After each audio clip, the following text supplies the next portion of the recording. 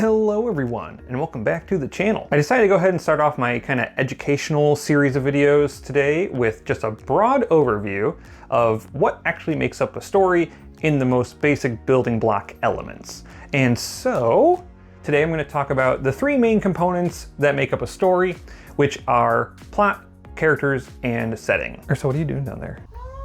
Assuming you're some sort of experienced reader, writer, what have you, you probably know what plot, setting, and characters are kind of at a basic level. And so for some of you, this might not be anything new information-wise, but I also want to position this as something that a new writer could get into. Getting to it then, our first of the three main pieces is plot, which is the stuff that happens in the story. If you were to make a list of events of what happened, important or maybe less important, but just to kind of give you a broad overview, more of a fact-based what happened in the narrative sort of approach. When you read a Wikipedia article that has a summary of like a book or a movie or what have you, generally speaking, that's a plot broad overview. It'll have a little bit of information about the characters, setting, conflict, but nothing deep. Number two then is the setting, which is the where the stuff happens, where and when, because setting both means a physical place and a temporal location, whether that's on Earth or a made-up world of your choosing. Then at number three, the characters, the people who do this stuff, they go enact the plot and interact with the setting. I hold these 3 points as the main building blocks because the whole story constructs together when you have plot, characters, and setting. If a story takes place in a blank room, especially if it's a book, that's probably going to be pretty boring. Books need a lot more heavy lifting when it comes to establishing setting because unlike a visual medium, you can't just look at it and see what's going on. In my overall opinion, setting kind of is the least important though, because if you're setting it in contemporary Earth, it's going to be a lot easier and you can actually rely on the audience to do more of the heavy lifting for you.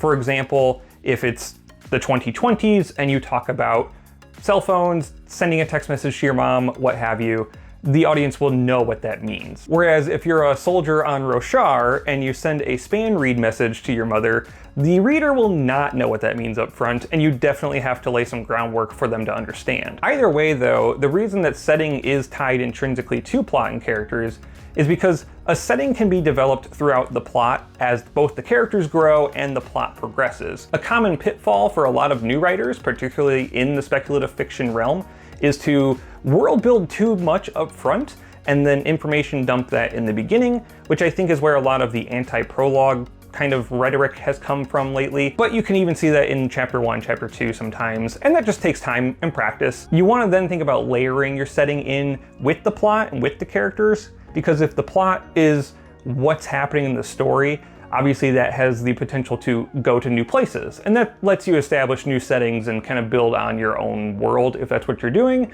or if it's even contemporary Earth. Now there's also a debate a lot of times I hear on BookTube about plot-driven stories versus character-driven stories. Assuming I understand the debate correctly, character-driven stories are where the characters kind of take on a life of their own, so to speak, and they kind of just drift along and it doesn't feel like there's too much rhythm to their actions because the character voice coming through the page is very strong and it tends to want to let the reader just kind of go along with it. A plot-driven story then would be where you kind of expect a big grandiose epic arc. Stormlight Archive by Brandon Sanderson, of course, would be kind of a prime example of that, where we know there's going to be these big flashy climactic moments because that's how Brandon writes, and we as readers want to see that. And that means there's no right or wrong answer to do this. And actually, I think the debate is a little overblown to begin with, because I think if you distill a story down to its basic building blocks enough, you will always find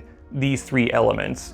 Even if your story is about two geometric shapes on a sheet of graph paper talking about geometry, that's still established characters, setting, and a plot. Not very interesting ones, not right up front at least. And I'm sure somebody could pull something interesting out of that. To visualize how these connect a little better, I'm gonna draw a Venn diagram of sorts. So with our first circle, we would have plot. With our second circle, we would have characters. And the third and final circle, of course, then is the setting. These are terribly drawn circles. Please forgive me. The sizes do not represent anything special. The reason I like the Venn diagram approach is because it does drive home more of the actual interconnected pieces of the building blocks here. And then also it lets me point out this middle space. The middle space where everything comes together is conflict. So that's kind of the secret glue that holds all three of those pieces together. And because conflict is the glue that binds it all together, it needs to be injected everywhere into the story, plot, characters, and setting. A common piece of writerly advice is that you need to have tension on every page. That generally holds true across nonfiction and fiction, fantasy, sci-fi, romance. And what that means is that there needs to be a conflict driving things forward. The way I look at it is that a story without conflict is not actually a story, it's just a diary. Now you can turn a diary into a story, but you have to inject some kind of tension and conflict to make it so. Depending on your genre or the scope of your story, the conflict can be as big or as small as you want, and you can have several major conflicts running through the same story. An example of what we would consider a small stakes story is something that's more personal to a handful of people, probably a smaller time scale, and this can be shortened down to something as small as you woke up, you're very thirsty, and you desperately want a glass of water. That's technically creating tension because there's a goal